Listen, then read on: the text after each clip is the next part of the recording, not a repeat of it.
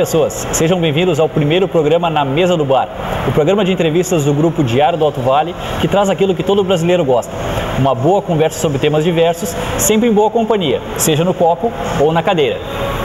Como você pode ver, nosso programa tem um formato diferenciado tanto no cenário como na forma de transmissão, que vai acontecer exclusivamente via internet, no canal do YouTube e no Facebook do Jornal Diário do Alto Vale, onde você vai poder assistir os programas no seu computador, tablet ou smartphone na hora que quiser. E nesta primeira edição, temos a honra de contar em nossa mesa de bar com um convidado que transita com maestria por temas como futebol, jornalismo, literatura, política, música e, por que não, sobre essa admiração mútua entre argentinos e brasileiros. Afinal de contas, ele nasceu na Argentina, mas adotou a cidade de Rio do Sul como seu lar. Gabriel Gomes, seja bem-vindo à nossa mesa de bar. Muito obrigado, que privilégio na primeira mesa do bar eu estar aqui. A honra é nossa em poder receber alguém com tanta cultura assim nessa primeira edição. E você vê, Anderson, que a mesa de bar, justamente o povo lá de Buenos Aires, ele se caracteriza por tantos bares, por tantos motivos para conversar apenas por um café. Então, que melhor que conversar de bois perdidos, como se chama, numa mesa de bar. Não tem nada melhor que isso, né? Gabriel, te convido para conhecer o cardápio da Bowling House e faz o teu pedido para a gente ficar bem à vontade aqui, tomar uma bebidinha. Olha, e poder começar a nossa conversa. Eu tenho três coisas que não parecem se caracterizam de um homem normal e muito menos brasileiro.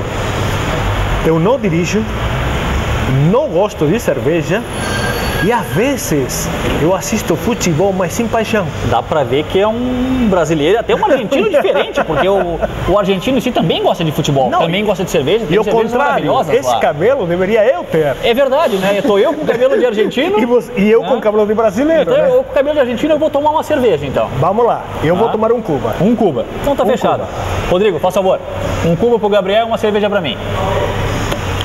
Gabriel, vamos começar falando um pouquinho de literatura. Tu és um cara que domina o nosso idioma, como poucos. Tem brasileiros que não dominam tão bem o idioma português como tu dominas. Como é que pode alguém com um conhecimento tão grande da língua não ter conseguido perder esse sotaque ainda depois de tantos anos no Brasil? É charme? Eu vou te falar o seguinte, eu escrevo sem sotaque. Eu nunca percebi. Eu escrevo sem sotaque, tanto é que eu gostaria, se eu coloco às vezes lá no questionário, se Deus aparecesse lá na tua porta e batesse a porta, qual é o desejo? Um dos meus desejos seria perder o sotaque. Mas aí, pensando bem, seria perder um pouco as origens. Com certeza. E você não pode perder as origens, nem ter vergonha de onde você veio.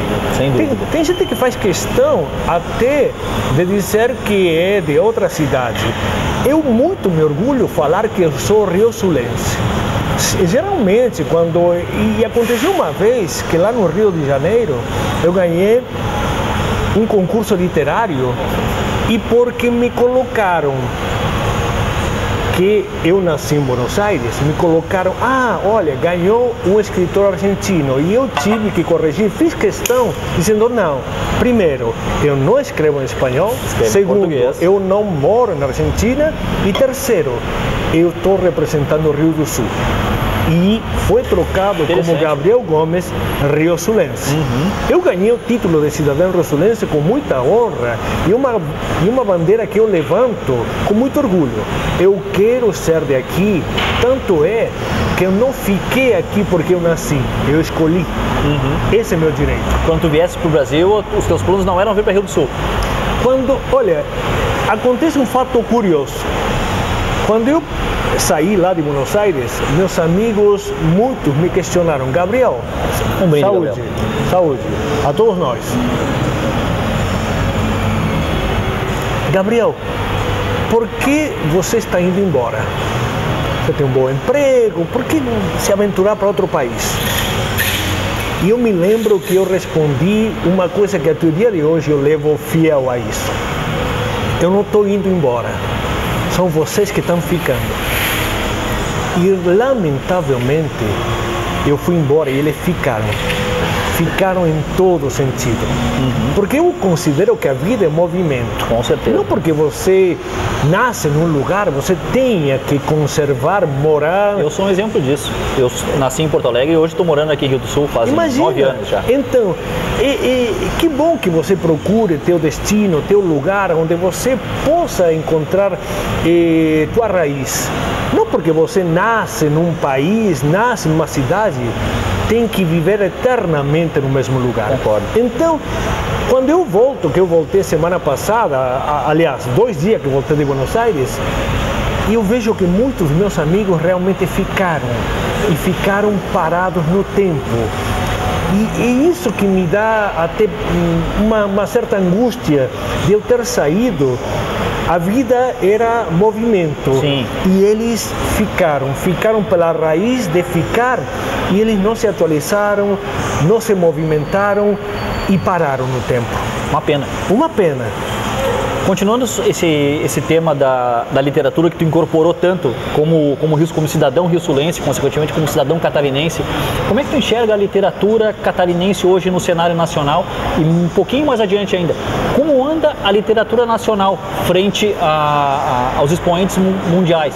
Temos chance de ter um escritor nacional se tornando uma grande celebridade, além de Paulo Coelho, que, querendo ou não, é uma celebridade mundo Nós já afora? temos um catarinense que nasceu em Lages, que se chama Cristóvão Tesa. Certo. Que ele fez até um livro, O Filho Eterno. O Filho Eterno, que virou, além de inúmeros prêmios do Brasil Telecom, todos os prêmios, o Jabuti, todos os prêmios nacionais, virou até uma peça de teatro, que foi encenado o ano passado aqui. Veio para Rio do Sul.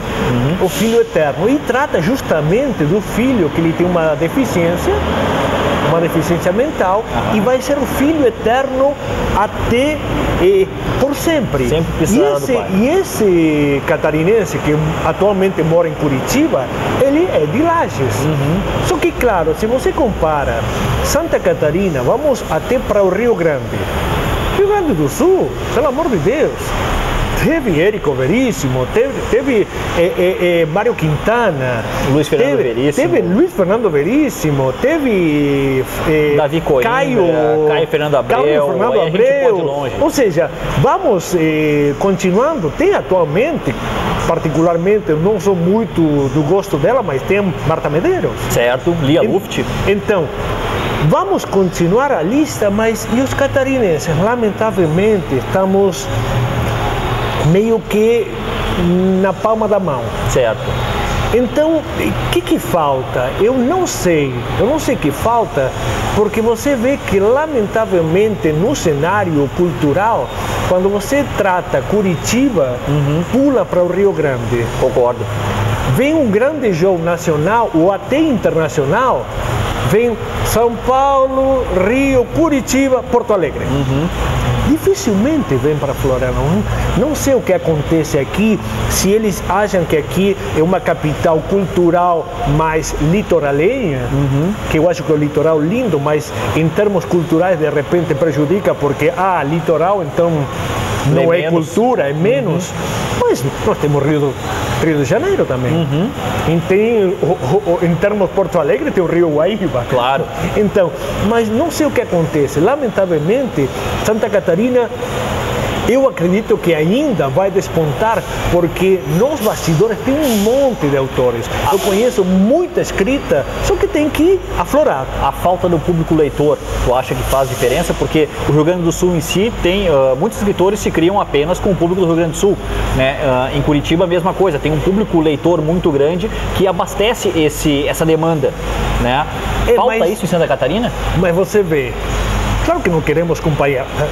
Eu não quero comparar porque eu me sinto rio-sulense e catarinense, mas lamentavelmente, quando vemos a identidade do povo gaúcho, na literatura e na música, a música é conhecida nacionalmente. Qual é a música catarinense? De Santa Catarina.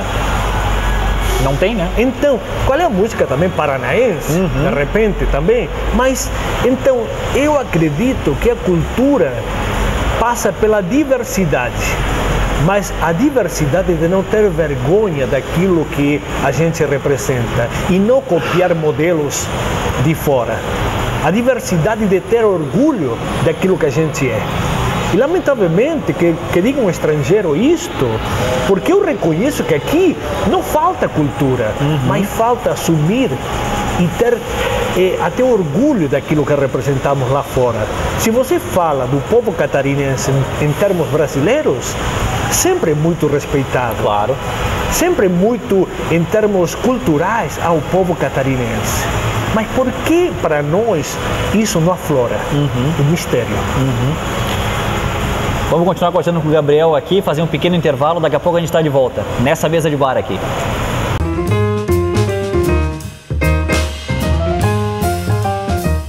O Bob trouxe uma novidade para você fazer negócios. Classificados diário do Alto Vale.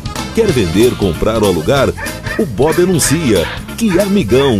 Empregos, veículos, imóveis, informática, telefonia e móveis. Anuncie no jornal que veicula em 28 cidades do Alto Vale. Ligue e faça negócios. 47 3525 1717. Jornal Diário do Alto Vale. Comprometido com o leitor e com o anunciante.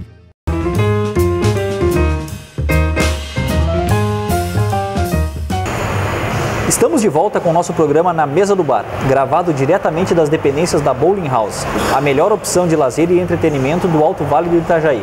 São 6 pistas de boliche, mesas de sinuca, air hockey, brinquedos para as crianças, um delicioso chopp da Eisenbahn e petiscos deliciosos. De terça a domingo, sempre às 18 horas, sua diversão está aqui. Venha conferir. Gabriel, falando um pouquinho agora de jornalismo, tu viesse para cá, fizesse o Jornal A Cidade, que perdurou, desculpa, quantos anos exatamente? 23 anos. 23 anos. E hoje o Jornal A Cidade está fazendo parte do grupo Diário do Alto Vale. Isso. Né? O que te motivou primeiro a trabalhar com... A tua formação é em jornalismo? Não, eu sou totalmente o oposto ao jornalismo. Eu estudei contabilidade, certo. Só que não aguento números. Administração da empresa, lamentavelmente, você vai se inclinando depois, quando fica um pouquinho mais velho, e vai dizendo o que você quer e aquilo que você fez, porque teve que estudar. É como aquilo que você se afirma com o tempo, naquilo que te faz feliz, aquilo que te completa. E eu pago, hoje em dia, para não fazer números. Certo. E sempre o meu ponto fraco, entre aspas, foi a leitura. E como não escrever depois de ler tanto? Difícil. Você acaba acumulando escrita. Jorge Luis Borges, que é um autor que eu admiro muito, argentino, morreu em 1986, ele falou uma frase que realmente faz muito sentido: que outros se orgulhem por aquilo que escreveram, eu me orgulho por aquilo que li. E eu me orgulho realmente por aquilo que eu seleciono para a leitura. Eu não tenho todo o tempo do mundo para ler tudo aquilo que eu gostaria. Então, eu não posso me dar o luxo de ler e experimentar certas leituras como passatempo. Sim. Eu tenho... Tudo o que eu faço me atrapalha para a minha leitura. Então aquela leitura tem que trazer alguma coisa. Aquela leitura tem que ser significativa, porque se eu faço as contas de quanto tempo me resta de vida e quanto eu gostaria de ler, me sobra mais leitura do que vida. Com certeza. Então, eu tenho que ganhar esse tempo, saber escolher. Eu tenho aqui meu livro eletrônico e eu pensei que nunca ia me adaptar à leitura eletrônica, mas agora eu torço para que no banco tenha fila. Para poder ficar lendo. Tomara que tenha bastante fila. Quando não tem fila, eu digo, meu Deus, e agora? Já vou lá no caixa, que dificilmente acontece isso, né? Então, eu torço para que tenha aquela fila, fico meia hora, 45 minutos, selecionando. E está bem acompanhado. Porque tenho 150 livros aqui. E você não lê sempre o mesmo. Claro. Então, tem dias que você quer ler poesia, tem dias que você quer uma crônica, tem dias que você quer ler um texto um pouquinho mais elaborado. Então, segundo dia, está aqui. Não estou carregando um monte, mas está tudo aqui dentro. Está tudo aqui dentro. Então, respondendo um pouco, de tanta leitura, se faz difícil você não aflorar, não escrever, alguma não escrita. botar para fora. E realmente meu gosto literário em termos brasileiros, se deu lá na Argentina, quando eu começava a ler Vinícius de Moraes, que lá, agora acompanhado na Mesa do Bar, você se lembra do Vinícius? Ele cantava na mesa do bar, literalmente na mesa do bar, com seu cachorro engarrafado. Com seu cachorro engarrafado. Tanto é que na Argentina ninguém chamava ele de Vinícius de Moraes. Todo mundo conhecia por Whisquícios de Moraes. Whisquícios de... porque era tanto, e ele empinava, né? E claro, a primeira música seria diferente à última, né? Toquinho vai que vai lá num canto, e Vinícius lá na mesa do bar, assim, e a garrafa dizia, e era a boemia, era a poesia, e eu acabei começando a ler português por Vinícius de Moraes, porque digo, bom, eu leio em espanhol, mas comecei, tinha duas versões, e comecei, isto aqui quer dizer aquilo lá, e comecei com Vinícius e não parei mais.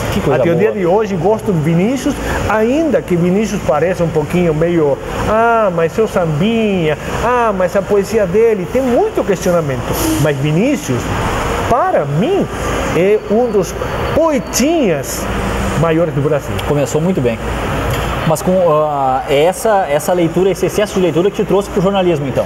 Aí o jornalismo, você vê, todo argentino, ele gosta de apanhar pela sua crítica.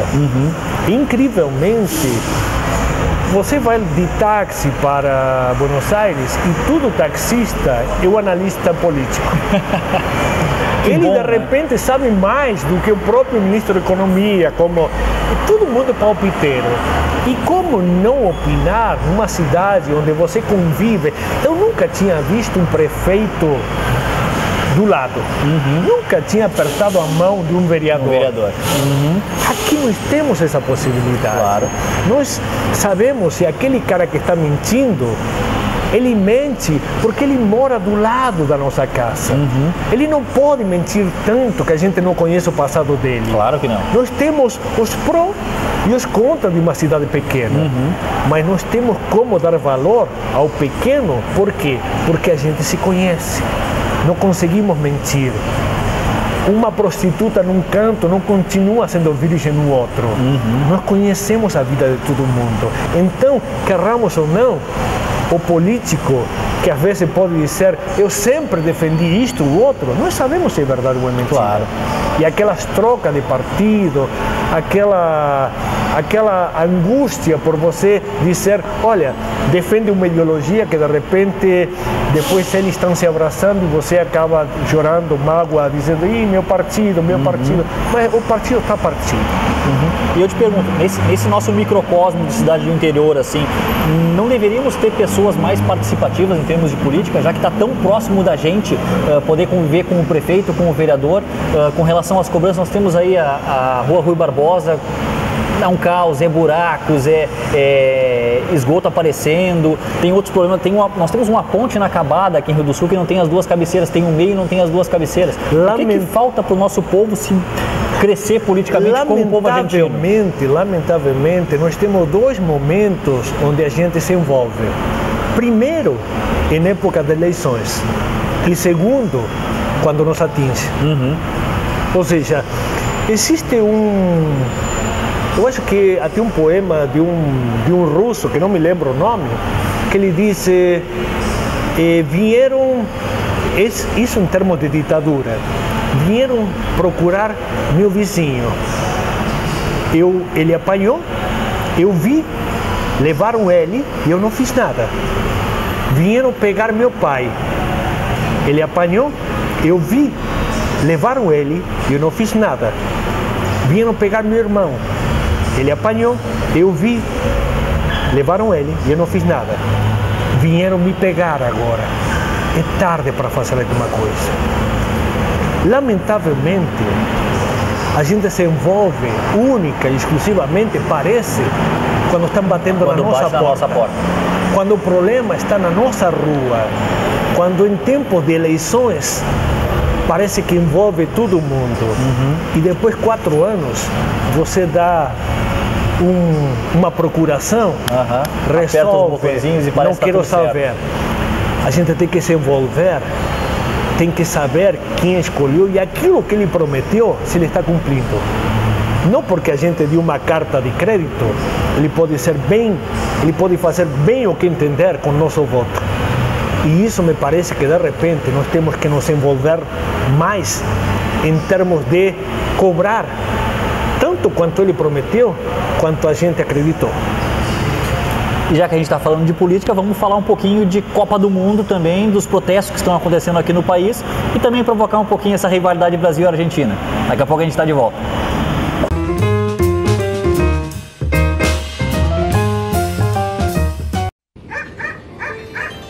O Bob trouxe uma novidade para você ficar bem informado e fazer negócios. Jornal Diário do Alto Vale.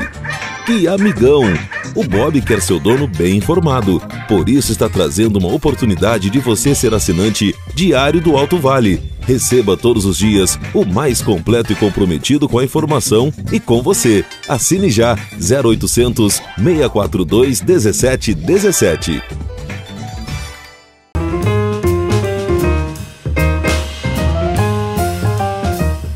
De volta então com o último bloco do nosso Na Mesa do Bar. Vamos falar um pouquinho agora de futebol. Gabriel, como é que tu está vendo a Copa do Mundo vindo aqui para o Brasil? Tu, como um vizinho nosso aqui, acha que dá para vir aqui tirar o caneco do Brasil e comemorar na casa alheia, como já aconteceu há 54 anos atrás, quando o Uruguai veio aqui e nos tirou o doce da boca na final? Bom, tomara que a Copa do Mundo seja apenas esportiva. Que não se utilize o futebol como pretexto para nada, nem para ocultar, nem para corrigir, nem para vangloriar atitudes. Tomara que a Copa do Mundo se resolva no futebol, tanto seja na xenofobia suposta que existe, porque eu considero existe uma rivalidade histórica entre Brasil e Argentina. Concordo. Mas se isso ficasse apenas no campo, no meio das quatro linhas, seria ótimo. Saudável, gostoso. É, porque lamentavelmente a partir de muita gente, assim como existe em todo o país, que se coloca a nacionalidade, a xenofobia, o racismo. Na Argentina se utilizou a Copa do Mundo para continuar torturando e para que um país acreditasse que um governo ditador pudesse dar continuidade em 1978. E desculpa te interromper, mas rapidamente já pegando esse gancho, tu não achas que o que está acontecendo hoje é algo, não com relação à violência que aconteceu na Argentina e também aconteceu na ditadura militar aqui no Brasil, mas com relação ao emburrecimento do povo? Essa Copa do Mundo não serve como massa de manobra também dos atuais governantes? Qualquer governo, esteja esquerda, centro ou direita, qualquer governo que utilizar, eu acho que em qualquer parte do mundo, uma Copa do Mundo sempre vai utilizar como vitrine, certo, como meio de propaganda, como uma coisa política propagandista. Se deu certo, vai dar certo para eles e a oposição. Ou seja, eu acredito que existindo Copa do Mundo em qualquer país vai utilizar isso para mostrar serviço e oposição para criticar. Basta ver as Olimpíadas em Sochi agora, o que aconteceu. Em qualquer lugar do mundo, não é privilégio do Brasil. Certo. É privilégio do Brasil, de repente, deixar tudo para a última hora. Infelizmente. É, mas eu sempre acredito que às vezes o que está feito nesses termos, de repente tem um temperinho a mais para mostrar para o mundo como aqui é tudo sempre diferente. Cada um tem uma particularidade. De repente o povo inglês é pontual demais, o suíço é pontual demais. Aqui tem aquela emoção da última hora. Sim. Aquela coisa. Parece que é mais legal fazer tudo quando está faltando 2 minutos para acabar. Então, voltando ao pão e ao circo, qualquer um que estivesse no poder utilizaria a Copa do Mundo e qualquer coisa, seja Olimpíadas, seja qualquer organização esportiva, para dar um panorama do bom que está o país. E de repente a gente deveria ficar contente por isso. Só que existe aqueles que jogam contra, certo, e existe aqueles que jogam a favor. Aqueles que quanto pior, melhor, e aqueles que quanto melhor, pior. Então, vamos deixar acontecer, porque lamentavelmente, claro, vem aquele negócio padrão FIFA, e nós gostaríamos que existisse tanto dinheiro também para a educação, para a segurança, para a saúde. Bom, mas esteja o governo que estiver, vai ser sempre criticado. Utilizado como isso. Vai ser sempre criticado. Então, tomara que a Copa do Mundo resolva, além do esporte, além da vitrine que o Brasil será, tomara que resolva problemas básicos para que aquele pontapé inicial seja também um pontapé inicial para solucionar diversos problemas e que não seja apenas pão e circo. E eu já vi muitas entrevistas suas comentando essa dicotomia entre o brasileiro e o argentino. O argentino é muito politizado, né? E o brasileiro gosta mais do oba-oba, gosta mais do carnaval. Por exemplo, tu citou o taxista que ele é um especialista em economia. Aqui todo brasileiro é especialista única e exclusivamente em futebol, né? Dificilmente o brasileiro vai ser especialista em economia ou especialista em saúde. Essa diferença entre os dois povos, qual é a tua visão com relação a isso? Tu acha que o brasileiro está crescendo politicamente falando e até intelectualmente falando com esses protestos que estão acontecendo na Copa do Mundo? Você vê que o povo brasileiro saiu para as ruas. Sim. E apanhou.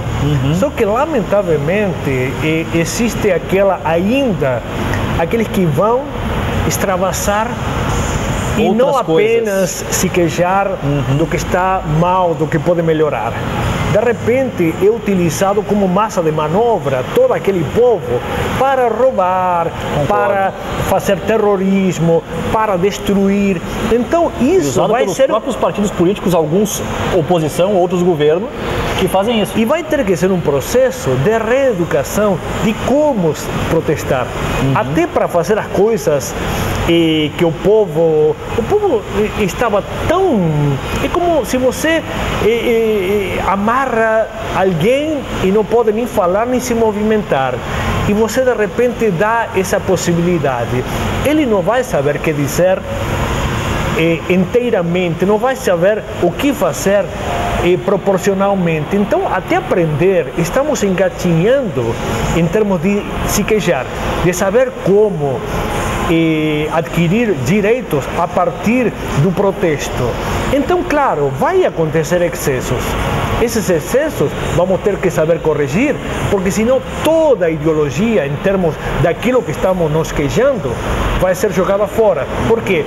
Porque você está se queixando mal. Porque você, em vez de me pedir civilizadamente, no teu direito, você está indo para o lado terrorista.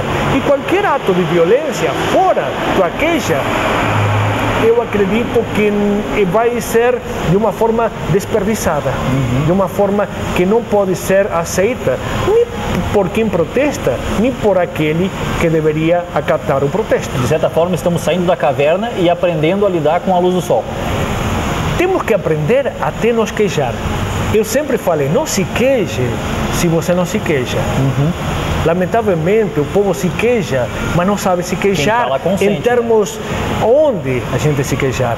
E nos queixamos numa mesa do bar, mas quando temos o político na nossa frente, não sabemos como cobrar. Existe uma cobrança ofensiva e existe uma cobrança de direito. Essa cobrança de direito nós temos que saber utilizar. E é isso que está faltando ao brasileiro. Me parece. Uma pena. Então é isso, gente. Esse foi o primeiro programa na Mesa do Bar. A gente espera contar com a presença de vocês a partir de hoje, toda semana. Vamos ter um programa novo, com convidados tão especiais quanto o Gabriel. E eu quero agradecer a presença do Gabriel por ser o nosso primeiro convidado dessa Mesa de Bar. Espero que tenha apreciado o nosso formato. Obrigado a todos e esperemos que essa conversa seja a primeira de muitas, que conversando, como se diz na Argentina, a gente se entende. Não tenho dúvida. Gente, obrigado por tudo e até a próxima.